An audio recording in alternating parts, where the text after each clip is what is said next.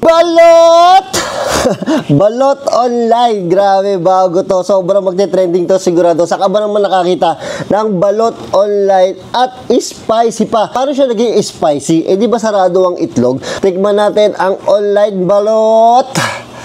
Grabe. Tingnan natin ang pagkakaiba ng balot ng lako at saka balot ng masabaw-sabaw pa. Balot ng online. So ito masabaw-sabaw. Sisip-sipin ko muna yung sabaw. Sakto yung alat. Maanghang nga. Paano nila nagawang spicy to? Ano yan? Itinurok nila yung ano?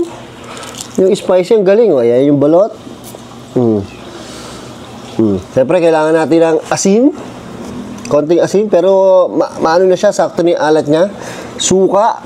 Paborito ko sa balot ay suka. Yan, suka. I-review na natin kung anong lasa ng online balot.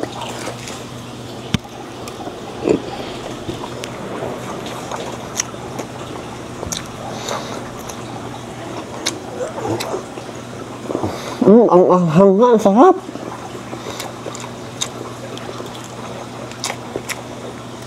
Hindi ako mapagsalita sa sarap.